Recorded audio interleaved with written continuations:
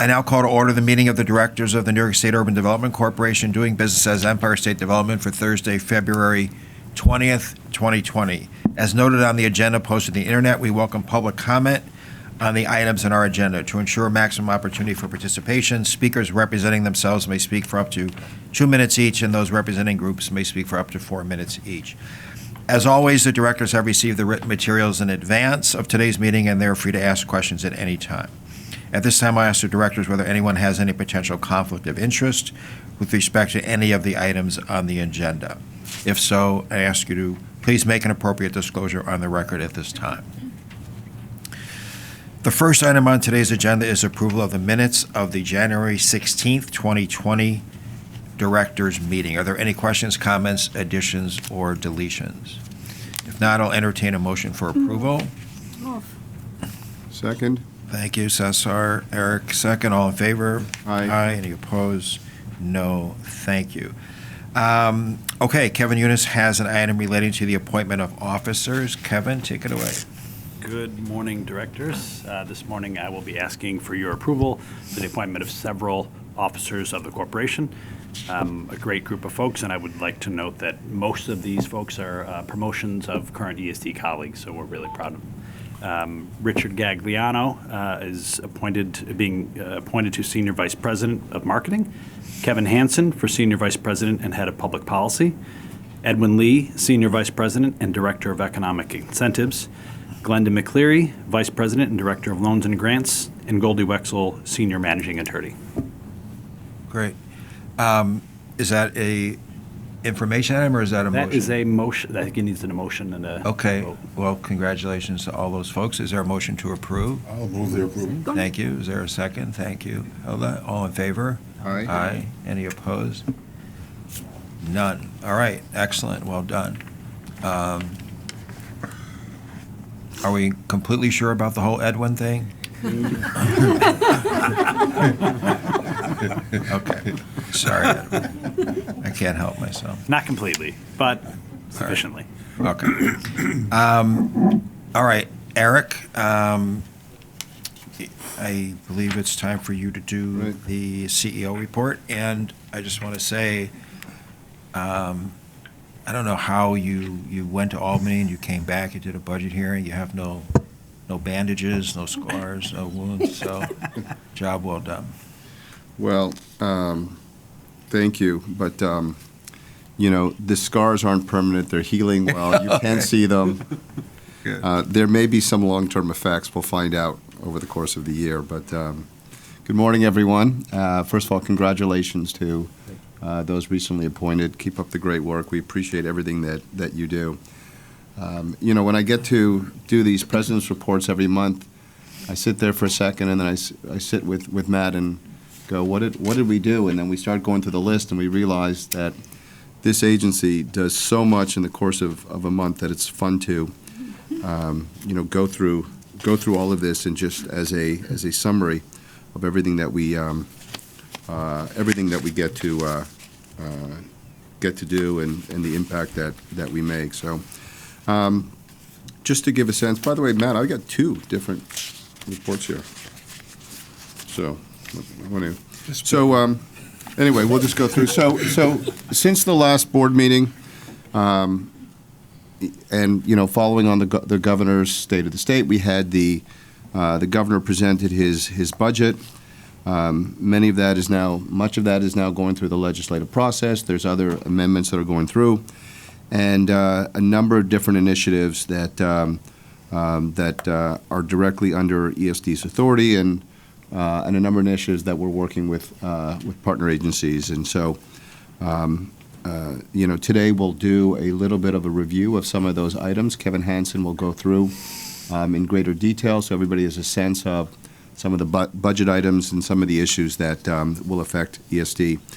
Last week, I had the privilege, along with Kevin Eunice, to do our budget in front of the legislature. I know we're on the record, so I'll just say that it was a very interesting process. And I thank Kevin Eunice and the rest of the team for helping me prepare for that and testify. And as I said to Howard, those wounds are healing very nicely, and we'll see if there's any permanent effects from it.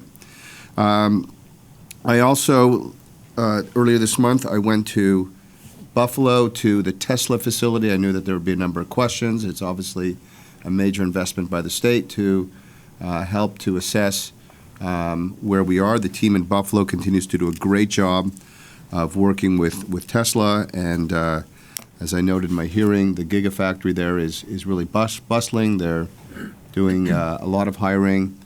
We all know that there's a date on April 30th by which we have to, review exactly where they are. But certainly from visiting that facility, they've made a lot of progress. As part of the state of the state and the budget address that the governor gave, commissioners, and Howard knows, we get sent all around the state to talk about the budget, and I've been to Long Island City Partnership, Greater New York Chamber of Commerce. I'm going to Suffolk County this afternoon. Anybody that wants to join me, you're welcome. Don't all speak at once. Don't all raise your hands, but you're all welcome to join. In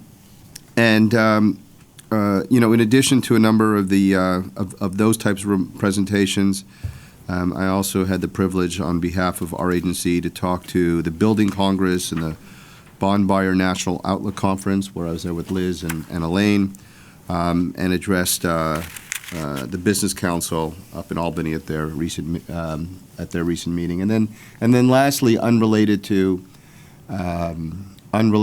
economic development, but part of the unexpected nature of this position, I was very privileged to be able to join the governor when he made the decision to go to Auschwitz for the commemoration of the 75th anniversary of the liberation of Auschwitz-Birkenau. And I think, the governor's talked about it. He was very moved by that experience. And, notwithstanding that it was something like 12 hours going there and 12 hours coming back and 6 hours on the ground, those 6 hours were incredibly meaningful. And I think the governor was moved, and it was my first time there. And it really was sort of a moving, meaningful experience. So,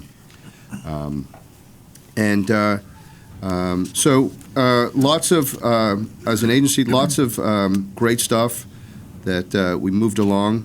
I know Howard was in downtown Utica yesterday, where we broke ground on the Nexus Center, and $44 million project, of which $22 million from URI grants. And, when that's completed, it'll be a world-class recreation and sporting complex.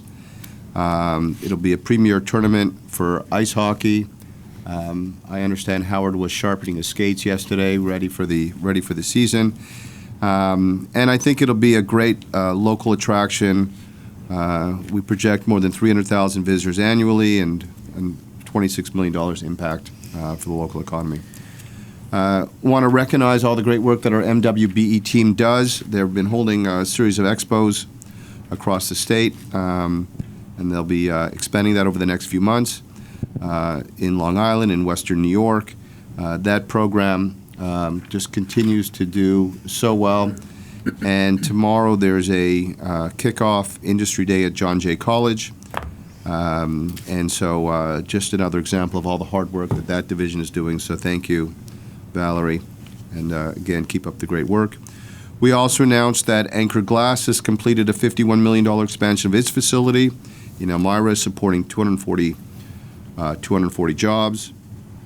ESD and the Long Island STEM Hub announced the launch of a new video series and curriculum for children grades K-12 titled Full STEM Ahead, Long Island. And just three other things. In New York City, we announced that Curve, a UK-based fintech firm, will be opening its first U.S. office and the first fintech office in downtown Brooklyn.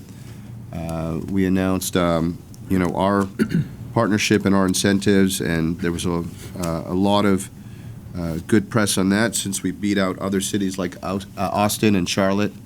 And so that was a big win for us, so that was great.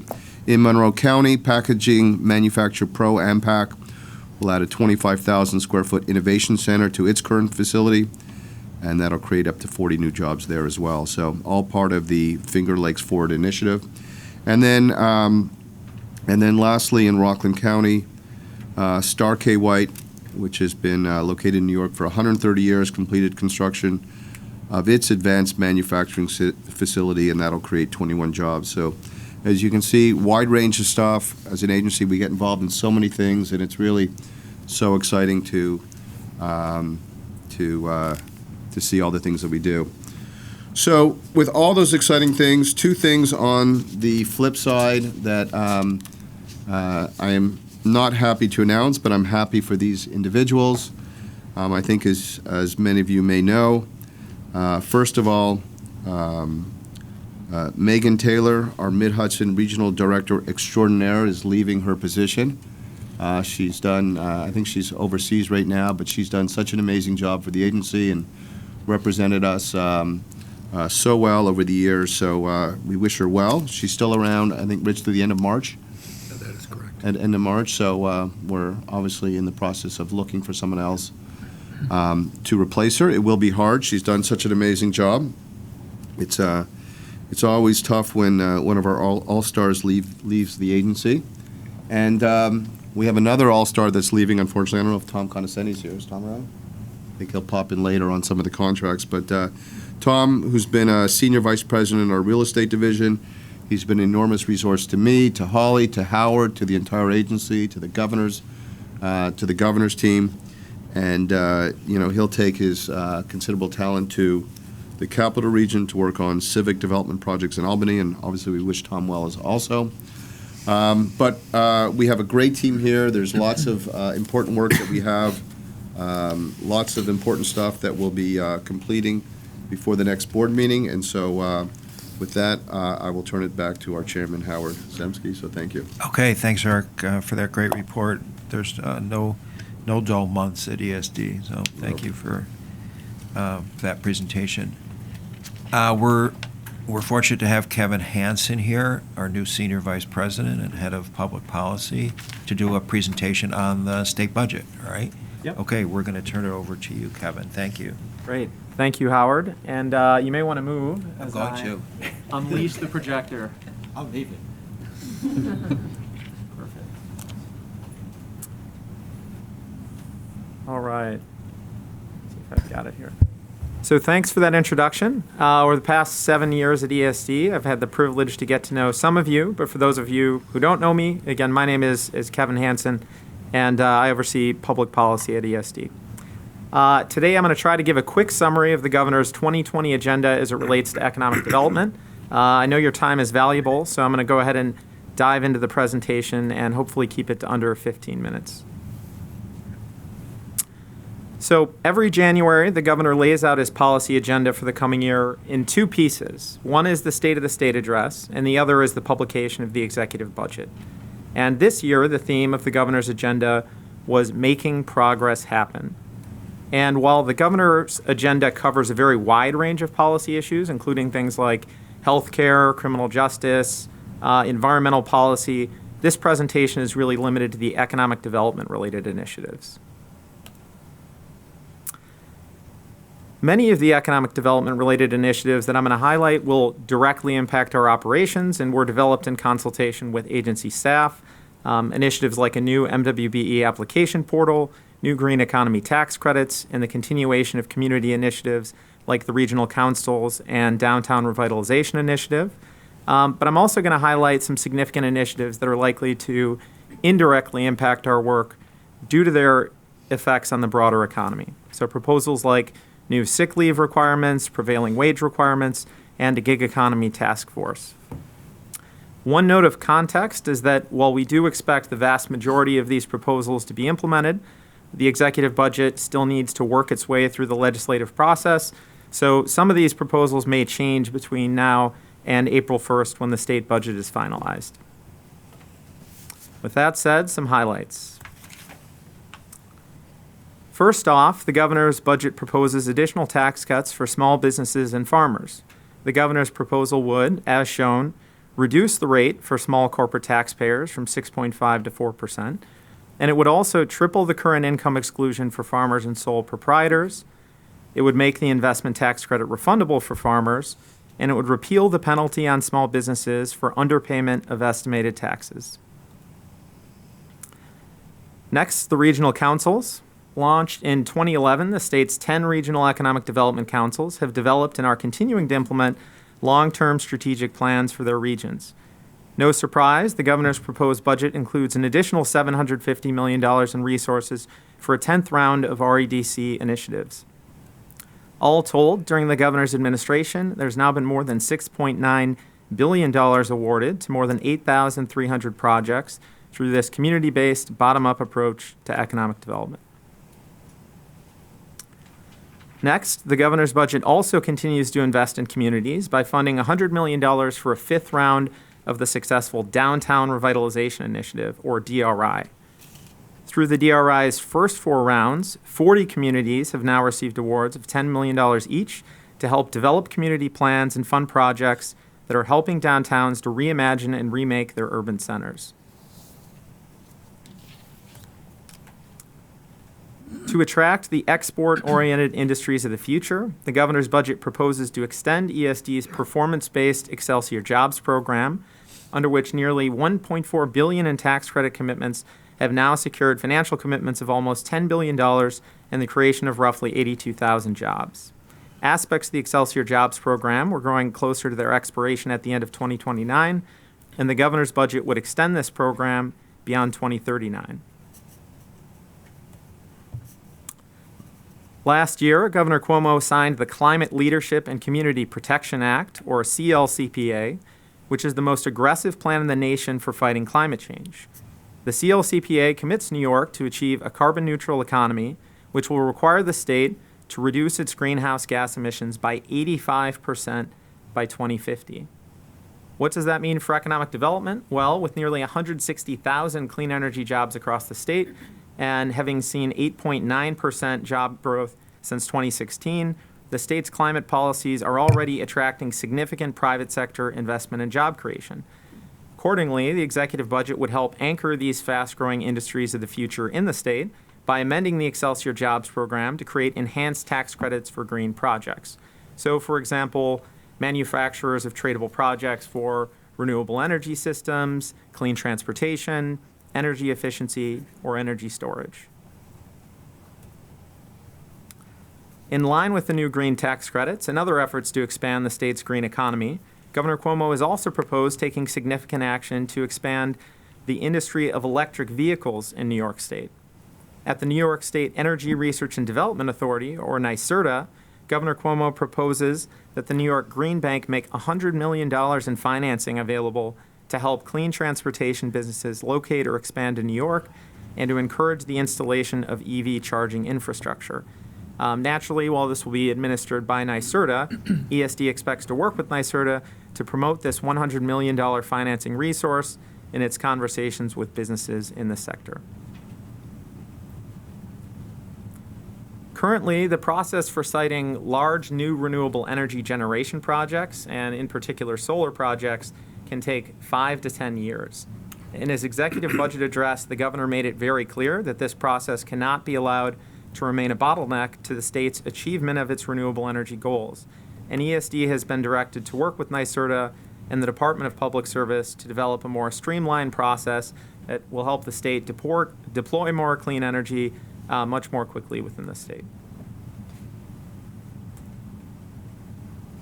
As it relates to ESD's investments in innovation, the executive budget would create a new statewide innovation hub to help support activities across ESD-funded technology centers, as well as hold competitive funding opportunities for specific projects in emerging industries, many of which require a greater degree of collaboration across organizations due to their reliance on different areas of expertise. So, a good example of this is smart cities, which relies on technologies related to sensors, information processing, automated decision-making, and, these are each different fields that require people with different skill sets working together. So as part of this proposal, the governor's budget would also migrate the historically non-competitive centers of excellence to a new competitive designation as a Center for Advanced Technology. And for those of you who are unfamiliar, Centers for Advanced Technology, or CATS as we affectionately call them, are a key pillar of ESD services that support small and other businesses in the development and commercialization of new technologies. We all know by now that New York State has the nation's leading minority and women-owned business enterprise program, with this past year seeing over 29% utilization and total state contracts worth approximately $3 billion awarded to minority and women-owned businesses. This year, the governor's proposing to build on these accomplishments. And, not everyone may know that currently there are actually a number of different entities in New York State that each operate their own MWBE programs. So, there's the state, there's New York City, there's Erie County, there's the Port Authority of New York and New Jersey, and there are several private groups. And each of these entities has their own individualized application and certification requirements, which can be a barrier to MWBEs winning contracts outside of state government. So to improve the process for certification of MWBEs statewide, the governor has directed ESD's Minority and Women Business Development Division to establish a statewide integrated MWBE portal. This will allow business owners to apply for any and all MWBE certification programs in the state using one website and a common application. And the governor also announced important improvements that will streamline and shorten the MWBE certification process, which we continue to focus on. The governor has also proposed a series of regulatory changes to support New York's craft beverage industry, a strategic industry to ESD. During the governor's administration, our agency has worked collaboratively with a lot of other state agency partners, as well as the industry, to transform a number of state laws and add more business-friendly legislation, including things like farm-based manufacturing licenses and tax incentives. And the results have been very successful. We've seen a renaissance in craft production throughout the state, and New York has emerged as a leader in many craft production categories.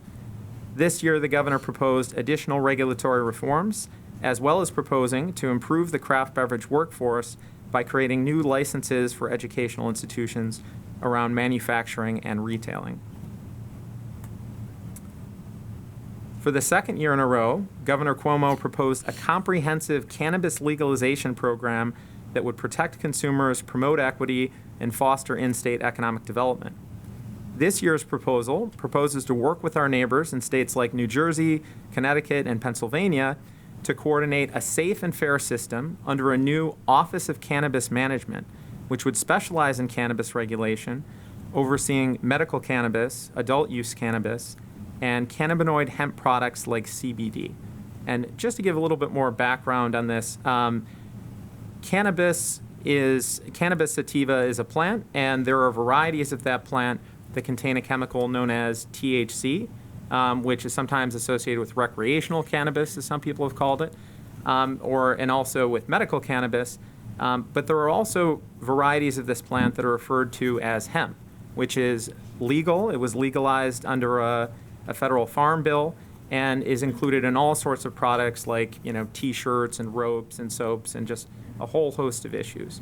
And so this office would really focus on adult use cannabis, medical cannabis, and cannabinoid hemp products, which means the hemp plant that has been processed in certain ways to extract and concentrate certain chemicals in substances like CBD oil.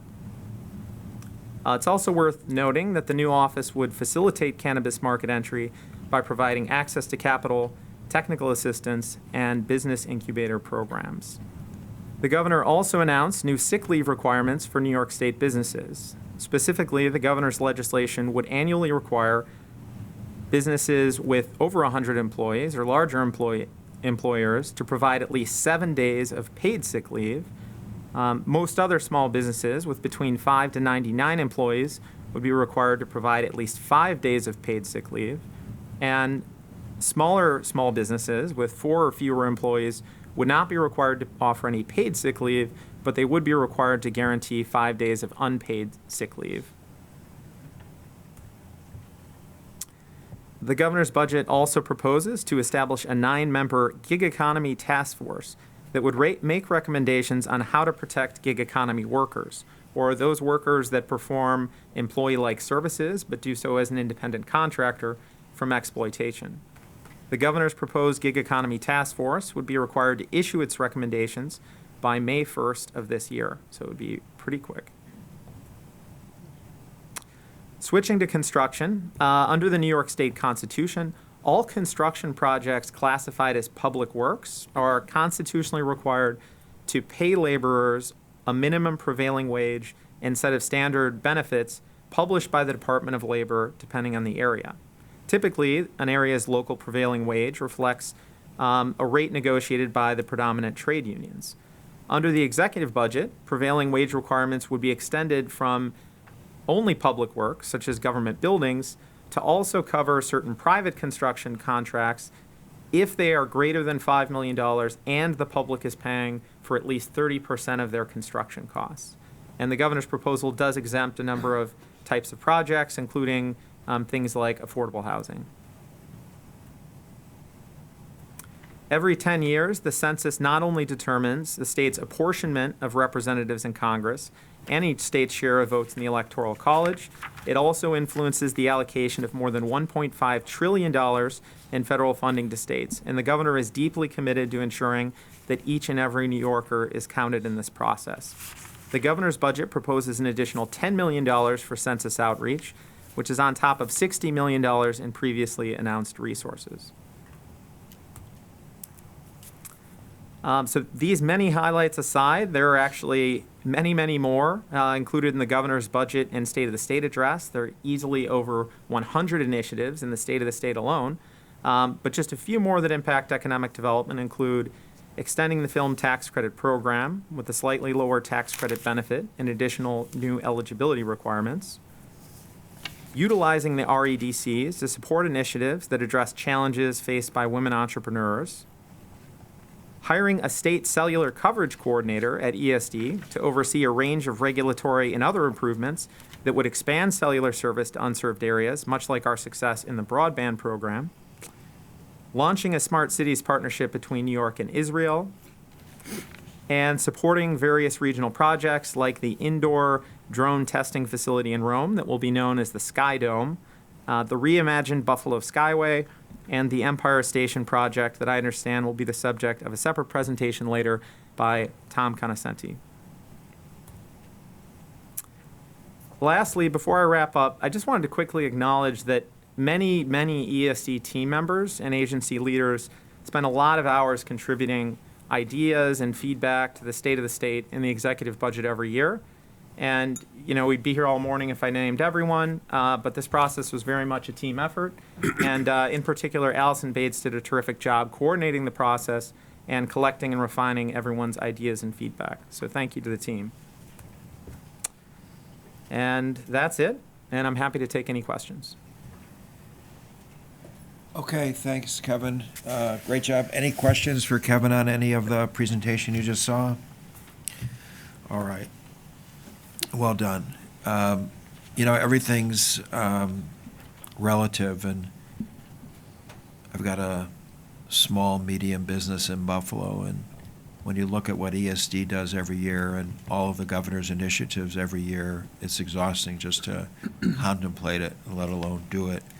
I feel like I'm constantly on vacation now with the small business relative to what it was like here at ESD, but and economic development is, of course, just one of so many areas where the state has, and the governor has so many ambitious goals. So it's great to be part of it, and good to see continuation of REDC, DRI, Excelsior tax credits, which have been, you know, so well received in the market and give us that whole pay for performance element to economic development, which is, you know, kind of a great component. So thanks for all your work on it, Kevin, and everyone in the agency, as you say. Okay, Brendan Healy, you're going to give us a quick summary of the regional projects. Yes, thank you, and good morning. This morning, the directors will be requested to consider 9 projects totaling $8,083,465 in grants. These projects include 3 regional council awards as well as 6 discretionary awards. They will take place in the Central New York, Mid-Hudson, Finger Lakes, North Country, and Southern Tier regions. These projects will leverage over $92 million of additional investment while retaining 950 jobs and creating 118 new jobs in New York State. Thank you. Okay, thanks, Brendan. We're going to kick off the regional presentations with Jim Fail in Central New York. Jim? Good morning. The first project I'm presenting is asking the directors to approve a $2.6 million grant to Green Empire Farms on a $72 million project to construct and equip a controlled environmental agricultural greenhouse on 34 acres. This was one of our 6 URI strategies, is to focus on controlled environmental agriculture to help prolong the farming season here in Central New York to year-round operations. There is also an additional $2.4 million Excelsior to this project. This project was to create 118 jobs, and they've actually created 136 jobs, and the project was completed in October of 2019. The second project that I am presenting is asking the directors to approve approximately a $393,000 grant on a $687,000 project to purchase and install new machinery equipment into the first hemp farm in New York State, where they are growing on 30 acres of land that produces 21,000 pounds of hemp and 35 bales of hemp fiber. This project was completed in September of 2019. And I'd be glad to take any questions. Okay, thanks, Jim. Any questions or comments from directors to Jim on either of these 2 items? Any comments from the public on either of these? Is there a motion to approve both items? Thanks. Is there a second? I'll second. Thank you. All in favor? Aye. Aye. Any opposed? None. Okay, thanks much, Jim. Okay, next we have 2 projects from the Southern Tier, which will be presented by Donna Howell. Donna? Good morning, Howard and directors. The first project we have is Captain Bill's DRI. We're requesting approval for a grant of $500,000 to the Schuyler County Partnership for Economic Development to demolish the current facility and construct a new 5,000 square foot multi-purpose terminal for Captain Bill's Seneca Lake cruises. And this will enhance and expand the services for tourists, but it will also now provide a venue for special events. And this project is located right in the middle of downtown on prime waterfront in the heart of Watkins Glen, and which is the region's round 2 DRI awardee. And so an aggressive approach was taken in order to realize the larger downtown revitalization strategy and open up the waterfront. And this is really improving accessibility for visitors and residents. So the project is consistent with the REDC's strategic plan to promote the Southern Tier's innovative culture by strengthening the region's tourism and community assets, and it will be complete in February 2021. Okay, why don't you do the second Happy to project? take any questions there.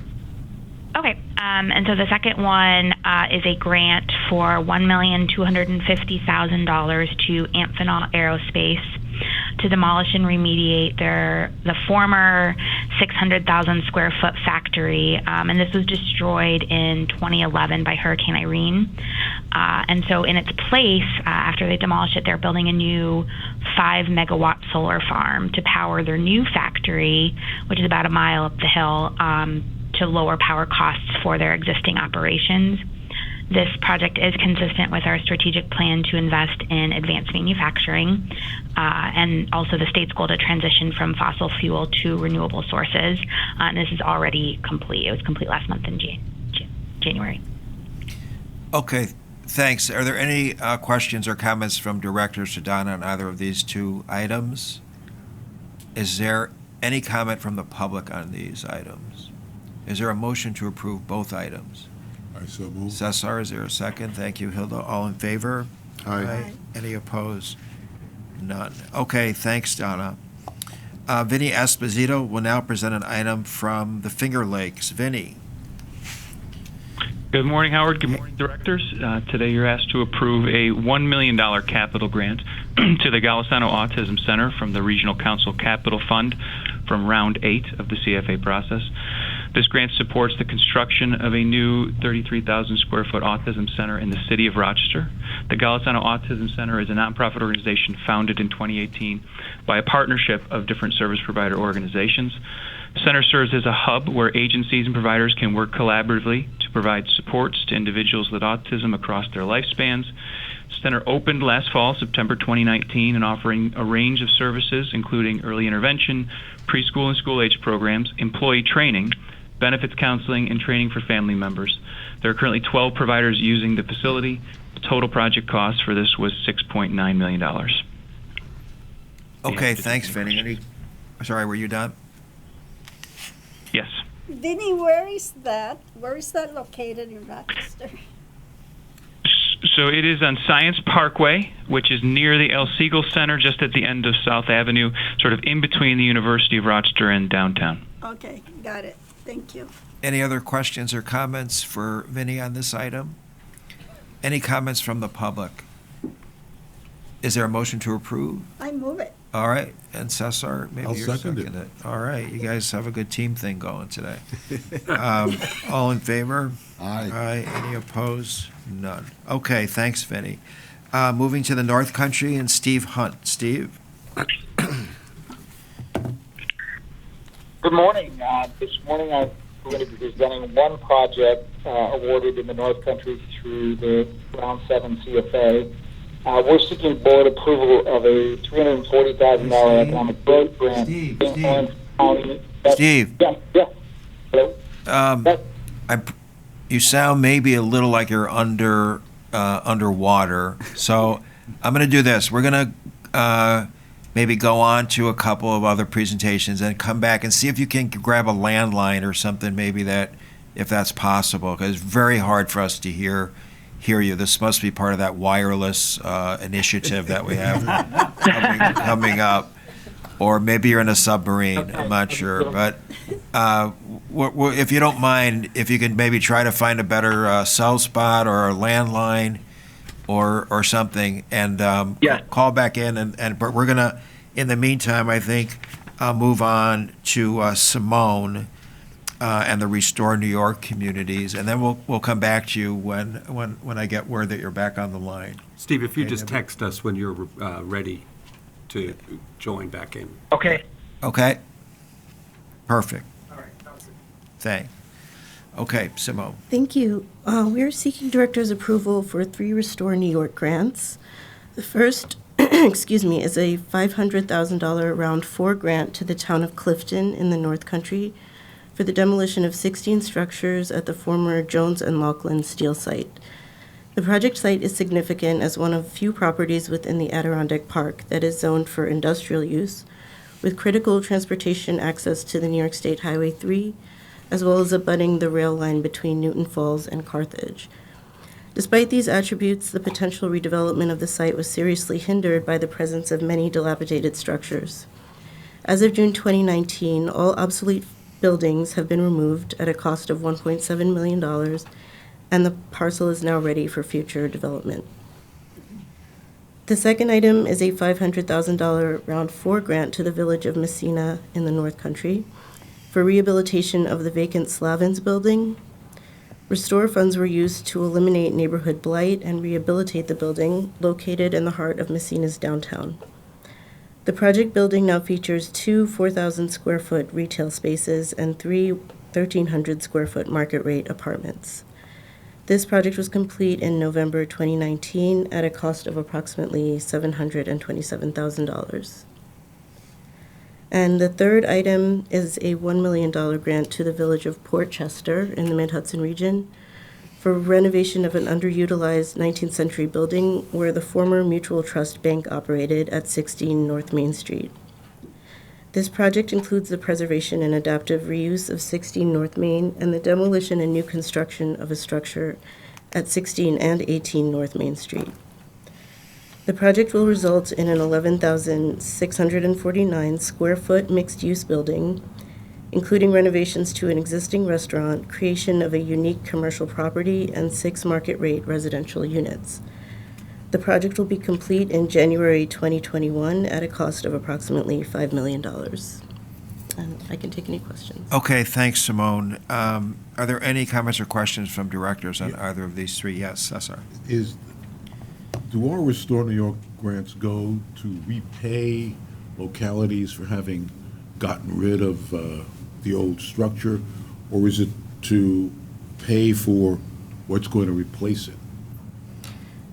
It can Or be both? Oh, it can be both. It depends on what's needed to be done in the area, but it can be for demolition or rehabilitation Right. of a building. Yeah. So some of the projects we fund are for removing blight and demolition and clearing something for. That's what I always development. associate Restore New York with. Yeah, and sometimes it's restoring it, the building. It's doing helping with adaptive reuse or other types of investment. So it depends on the project, but it does run that gamut. Okay, other questions or comments to Simone on these Restore New York? Any comments from the public on any of these items? Is there a motion to approve all three items? I move. Cesar, Hilda, all in favor? Aye. Aye. Any opposed? Okay. Thanks, Simone. Thanks. Okay, Simone is, still has the floor, and she has an item from the non-discretionary consent calendar, and I think we may be joined by Pravina on the line as well, who has an item. So why don't you start, Simone, and then we'll go to Pravina for the second item. We'll be seeking director's approval for a $500,000 Assembly-sponsored local assistance award to the Brooklyn Alliance, Inc. Brooklyn Alliance will partner with the Brooklyn Chamber of Commerce to help address the needs of communities and small businesses and to provide comprehensive technical assistance and support services to commercial corridors. Funds will be used to support 4 programs, including the Neighborhood Entrepreneurship Project, Brooklyn Goes Global, which is the marketing and export assistance program for Brooklyn's manufacturers, Good Help, a job placement service, and Brooklyn Alliance Capital, which provides cash flow assistance to low-income minority and immigrant small business owners. Funds will be used for these activities through December 2020. Okay, thank you. Pravina, are you on the line? Yes, I'm on the line. Okay, great. Thanks for joining. Why don't you do the census outreach working capital? Sure. So I'm requesting the directors to approve up to $15 million for this 2020 Census Outreach Working Capital Grant, which will go to 62 counties and 4 municipalities of Buffalo, Rochester, Syracuse, and Yonkers to support the 2020 census effort. This grant in particular is to reach the hard-to-count populations across the state. In 2010, as part of our census efforts, New York State was undercounted as compared to other states. We had a 62 response rate versus the national average of 76%. Census money is used for various things, as you heard earlier from Kevin Hansen, but in particular, it affects the federal funding that we receive for things like hospitals, housing for older adults, school lunch programs, Head Start programs, special education, rural area support, as well as highways. It is important that every New Yorker is counted, so this grant will support each county to have a plan to how to reach their hard-to-reach populations by using non-for-profits that are trusted voices in these communities. These are people who are normally homeless, below poverty line, have children under 5, and we are trying to reach out to them to make sure that we have a full count, because as we like to say, every New Yorker counts. And as part of that, the funding could go for things like community outreach, distribution of literature, conducting informational sessions, and really working with these communities to have them fill out the census form. I will turn it over for questions if there are any. Okay, let's see if there's any questions on either of these two. Yeah, Kevin. Hey, sorry, Pravina, I think you said 15 million. I think the item is 20 million. 20 million, sorry, yes. Apologies, Okay. I'm a little ill, so that's why I'm not there. So. All right. Way to go. Thanks for that, Kevin. Okay, any other questions or comments for Simone or Pravina on either of these two items, Brooklyn Chamber and the outreach regarding the 2020 census? I just want to add on the 2020 census that this has been an incredible amount of work. I just want to thank Pravina for all she's done, as well as the rest of the team. But obviously, we all know the census is critical and important for New York State. So, Pravina, thanks for all your hard work on this. While I have you, I'd like to also just make a PSA. You will be getting your census forms. This is the first year they're doing it online. I would ask everyone in the room and on the form, please make sure you sign out your census forms as soon as possible. All right. Well said. Any other questions or comments on either of these two items? Comments from the public on these? Motion to approve both items. Hilda, is there a second, Cesar? All in favor? Aye. Any opposed? No. Okay. Thank you both. I do not know if we have Steve Hunt back on the line yet. Do we? Steve, are you back? You're back, baby. Take it away. Good morning. Can you hear me now? Yep. Take it away. Okay, I'll be presenting one project from the North Country. It was a Round 7 CFA award. We're seeking board approval of a $340,000 economic growth grant to St. Lawrence County Industrial Development Agency to be used for a portion of the cost of a $1,715,000 project to abate and demolish 16 structures at the former Jones and Laughlin steel site in Star Lake in the Adirondack Park.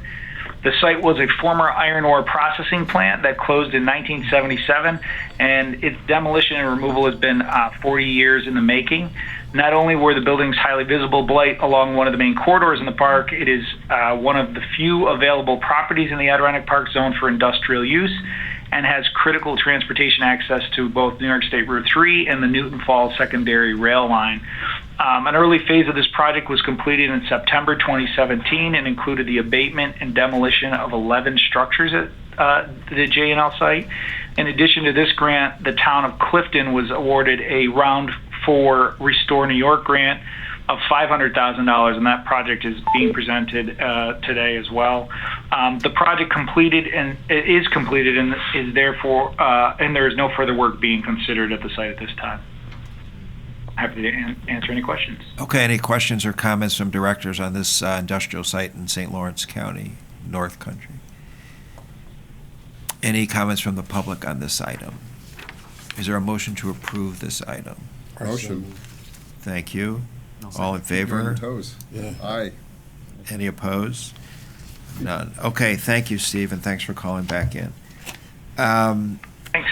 All right, we invite Clayton Bash to present two New York State Innovation Venture Capital Fund items. Clayton. Thank you, Howard. New York Ventures would like to ask the board for authorization for the New York State Innovation Venture Capital Fund to make a follow-on investment of up to $2 million in Red Pin Therapeutics. It's pro rata in the company's $15 million Series B round, with the remainder being provided by private sector investors, including 4Bio Capital, a leader in cell and gene therapies. Red Pin Therapeutics is a woman-led New York City-based biotechnology company led by Dr. Elma Hawkins, who has held several C-level positions in a number of biotechnology companies. The company is developing platform technologies for regulating cell activity in the neural network system with an FDA-approved small molecule. The company's solutions focus on neurological disorders such as chronic pain, Parkinson's disease, and drug-resistant epilepsy, and has been successfully tested in mouse models for a number of diseases and disorders. The funds will allow the company to expand the investigational new drug program to prepare for human studies for chronic pain control as well as proof of concept results for seizure control in epilepsy patients. Are there any questions? Did you just go through both items or just one item? No, that was the one. That was the red pin. And then if you'd like, I could go to the second one. Yep. That one is Urban Electric Power. New York Ventures would like to ask the board for authorization for New York State Innovation Venture Capital Fund to invest. Oh, shoot. I went the wrong one. Damn. Howard, could I? No cursing. I managed to print out the wrong one. In my enthusiasm. Okay, yeah. Why don't you pull a Steve Hunt and call us back? Nope. No, I'm right here.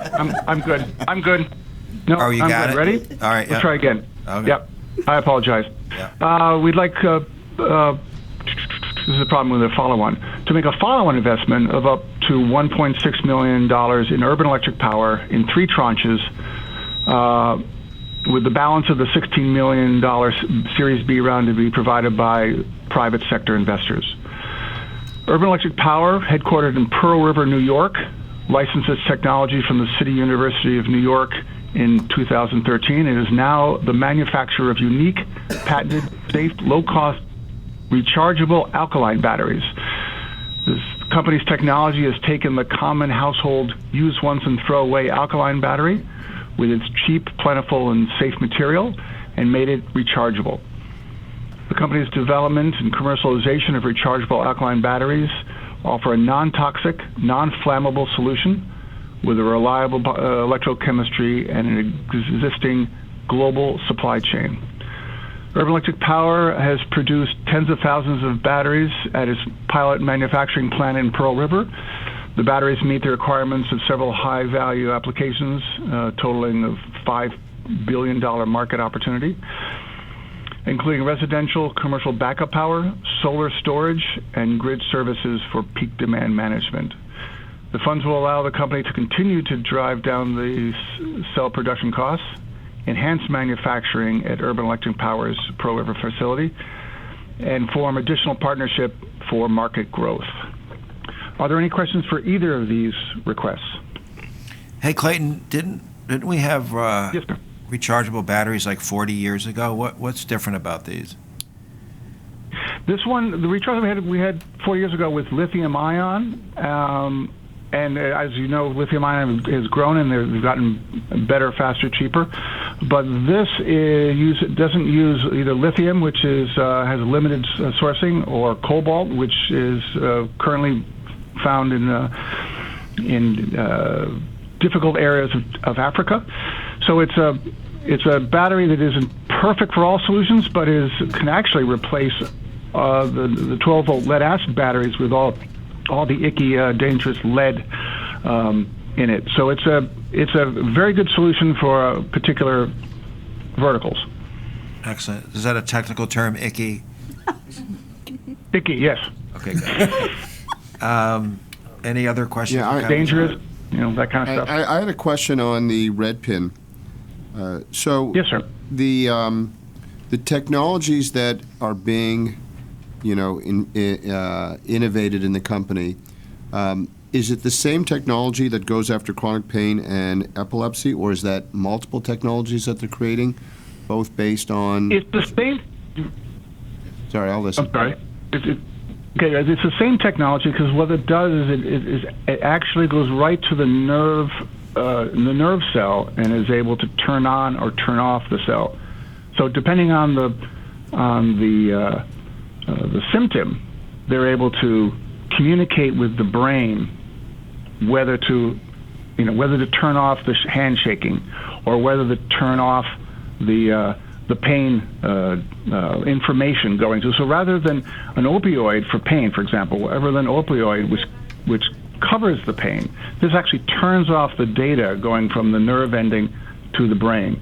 And that same control of the nervous system can be used for a variety of diseases. Oh, interesting. Okay. And then on that deal, we're putting in up to $2 million, but I can't see how much total money is going into that company. in this? 15 for this round. 15 in a Series B. Okay, and what valuation? For this one, it's 65 million. Okay, and we were in the first, we did a Series A on this as well? We did yes. And what valuation was that at? That was, I believe, 15. Okay. Oh, good. Thank you. Okay, any other questions or comments for Clayton? Any comments from the public on either of these two items? Is there a motion to approve both items? Hilda, is there a second? Cesar, all in favor? Aye. Okay, thanks, Clayton. No problem. Rebecca Miller will present New York State Electric Generation Facility Cessation and Mitigation Program. Rebecca. Yes, good morning, Howard. Thank you. The directors are being asked to approve a grant for approximately $1.2 million from the Electric Generation Facility Cessation Mitigation Program for the City of Dunkirk. This award will offset the reduction of payments and property taxes to this entity from Dunkirk Power, LLC, due to the closure of this electric generation facility. This is the fourth program year for the city, and the award represents 50% of property tax loss. Approval of this grant will bring the total disbursements from the fund to $28.7 million. I'd be happy to take any questions. Okay, thank you, Rebecca. Any questions or comments from directors on this, I won't try to say it again, program? Any comments from the public on this?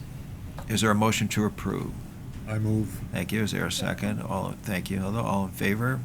Aye. Any opposed? None. Great, thank you. Kevin Eunice, he's going to give us a summary of half a dozen admin actions before we call a vote on all of them. Kevin. Thank you. I will be presenting 6 items for your consideration. The first request is an authorization to approve a list of underwriters and financial advisors to be used as needed in connection with the corporation's bond issuances. The firms identified in the materials were vetted and selected by ESD staff through our extensive procurement process. Among the recommended underwriters are 7 MWBE firms and 2 service-disabled veteran-owned business firms. The second is a request to enter in a marketing order program contract with Venture Fuel, Inc. Just as a reminder, the marketing order program was established to promote the consumption and research of New York State ag products and is administered by ESD in partnership with Ag and Markets. The Dairy Promotion Board selected Venture Fuels to administer a competition that solicits ideas from entrepreneurs to promote and market New York dairy products. The last 4 items are related to the Empire Station Complex project. Tom Conoscenti, who's down there at the end of the table now, will give you a brief summary, a brief overview of the project, and then I will present the 4 remaining items for your consideration. Okay, great. Thanks, Tom. Great. Thank you, Kevin, and good morning, directors.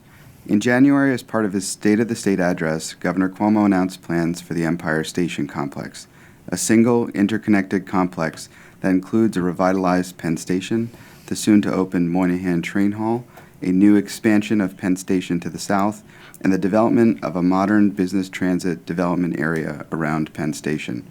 The plan will provide a once-in-a-generation opportunity to fundamentally expand Penn Station's transit capacity by adding 8 additional tracks to the south of Penn Station. Since the governor announced this transformative project, ESD has been hard at work with our partners at the MTA to bring this project to fruition through an ESD general project plan. The 4 contracts being considered by the board today are the first step in preparing the overall plan for the area, required environmental review, and associated legal work for the project. As this project progresses over the next year, staff will come back to the board. Thank you for your time today. Okay, thanks, Tom.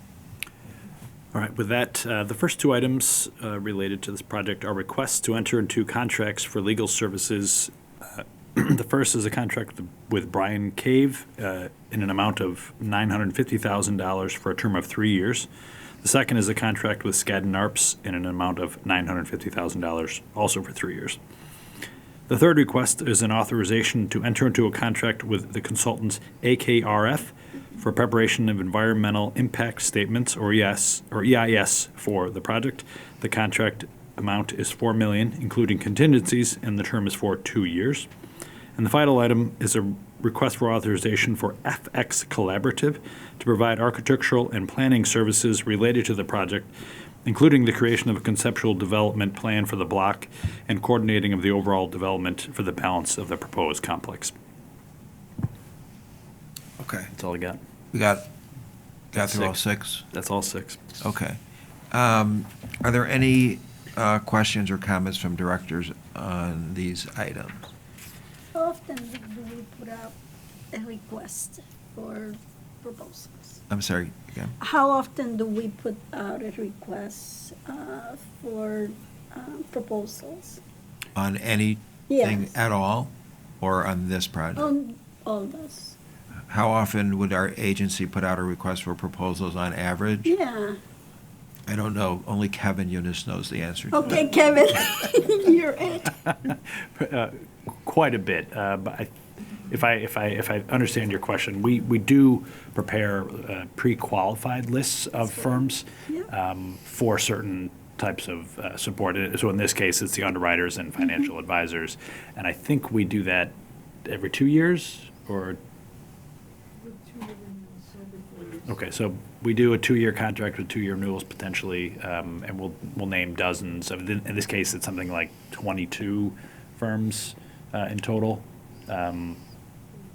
42 firms in total. Wow. But we'll do the same thing for a number of different services. And then we'll do a sort of what we call a mini bid to select those from the list of pre-qualified firms.